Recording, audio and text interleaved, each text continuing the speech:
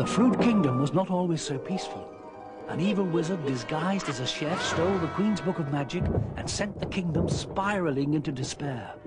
One by one, the defenders of the realm were overcome by Bag Custard's evil magic and forced to become the Dark Knights, the scourge of the kingdom. All hope seemed lost until an unlikely hero emerged to challenge the tyranny of the evil rodent. Oh, qu'il est mignon, le voilà notre héros, il s'appelle Kingsley et il porte le nom de son jeu, Kingsley Adventure. C'est le jeu qu'on va tester aujourd'hui sur PlayStation. Vous avez vu, c'est un super petit renard, tout mignon, tout beau. On va le voir en 3D maintenant, parce qu'il il était à plat, c'était une marionnette dans l'intro.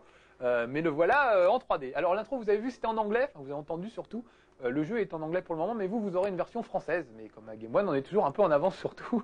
On a cette fois une version anglaise. Vous voyez, les textes sont en anglais, vous les aurez en français, pas de problème. On entend quand même gémir le petit personnage. Voilà, il parle, c'est le langage des animaux, nous on comprend pas forcément, il faut que ce soit sous-titré, c'est pour ça.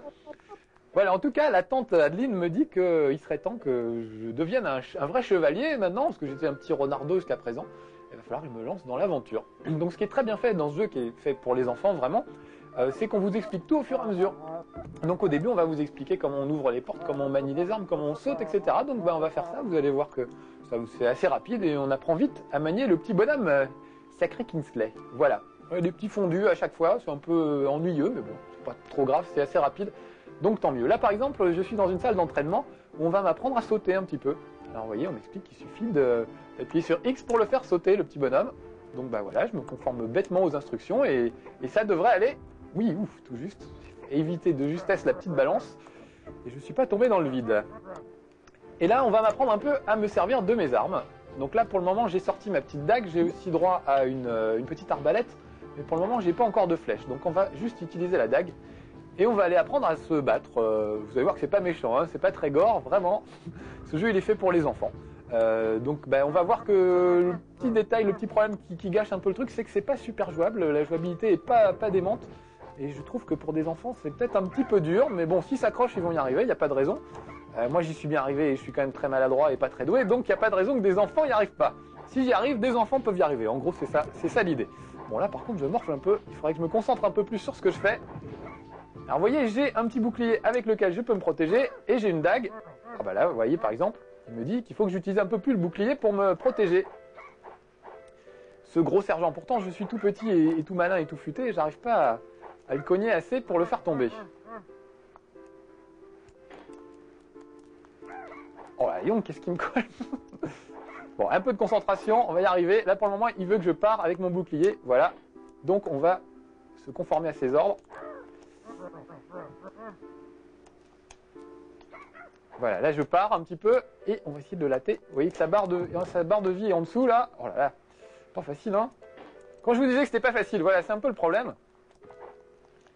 C'est que je trouve que pour des enfants, c'est pas si évident que ça en fin de compte. Ah ça y est quand même, on y arrive. Parce qu'il se met pas en face de l'adversaire, c'est à vous de recadrer le personnage de façon à ce qu'il se mette en face de son adversaire. Alors que beaucoup de jeux dans le même genre, ça se fait un peu automatiquement. Votre héros se met en face de l'adversaire. Alors là, je récupère des flèches. Ah, comme ça, on va pouvoir utiliser l'arbalète.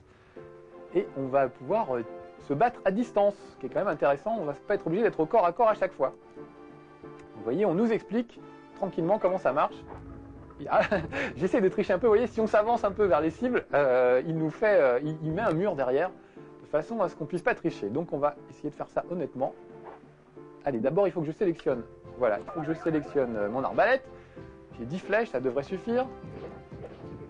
Voilà, j'ai une cible, on va voir pour l'autre maintenant. Voilà, fastoche, frisou. En tout cas, c'est le début, donc c'est normal que ça se passe plutôt bien.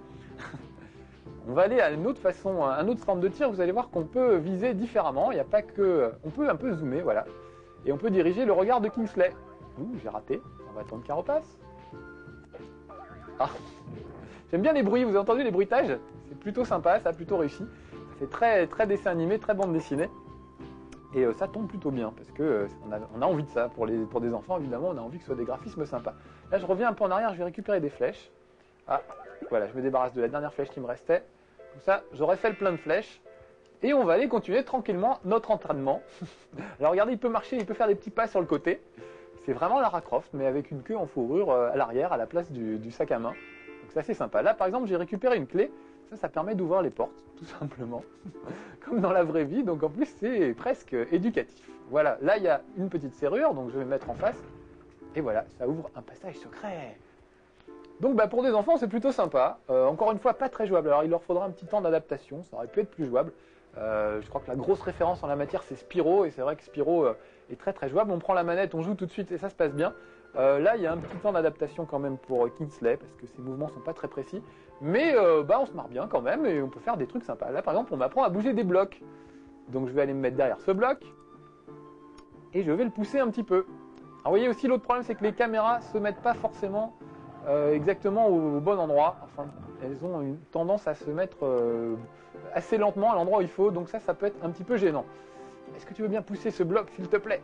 Ah non, il veut pas. Bon alors, qu'est-ce qui se passe? C'est parce que de l'autre côté, à mon avis, j'ai dû pousser un petit peu trop.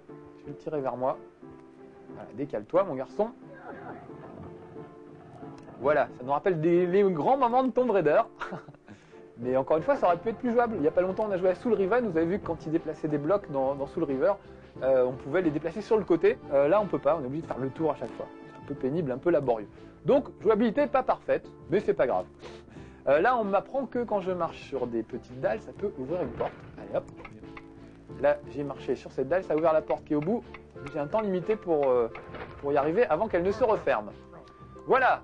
Bon, bah super, j'ai fini mon petit entraînement.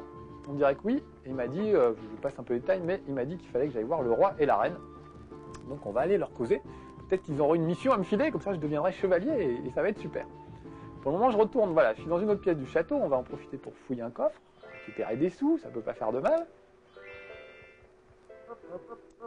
Voilà, vous voyez, il me dit que j'ai complété ma formation. Je parle comme un Jedi, on va dire. Et je vais rejoindre le roi et la reine qui doivent se trouver un petit peu plus loin, dans la salle du trône. En général, c'est là qu'on trouve des rois et des reines. Si vous en cherchez un jour, vous saurez où c'est. Alors, où ils sont? Derrière la fontaine, je ne sais plus très bien, je me repère pas très bien. Puis vous voyez, on ne voit pas très loin à l'horizon, parce que c'est extrêmement sombre. Pourquoi? Parce que les programmeurs n'ont pas été foutus de programmer ça correctement de façon à ce qu'on voit assez loin. Ah, c'est de l'autre côté évidemment.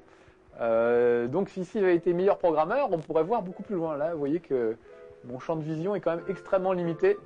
Je vois à 2-3 mètres devant moi, guère plus. C'est un peu comme s'il était myope le Kingsley. À la limite, ils auraient dû faire ça, dire qu'il était myope et voilà, on n'en parlait plus. Ah, regardez le roi et la reine, comme ils sont beaux. C'est des lapins, apparemment. C'est un univers vraiment très enfantin, très animalier. Alors il m'explique qu'il faut que j'aille dans une ville, voilà, la ville au bord de la mer. Et ils m'ont donné une clé qui va me permettre de rejoindre cette ville. Pour ça, il faut que je passe par la bibliothèque. La bibliothèque, comme dirait Homer Simpson. Je crois que c'est par là. À moins que ce soit de l'autre côté, je me perds un peu, je vous avouerai. Comme on voit pas plus loin que le bout de son nez, c'est pas évident de se repérer. Où c'est que je suis? Ah, si, c'est bon, regardez. Il y a des livres par terre, c'est sûrement par là la bibliothèque. Donc on va s'enfoncer à l'intérieur du tunnel. Et vous allez voir comment ça se passe. En fait, c'est une suite de petites énigmes, de petits trucs plutôt rigolos.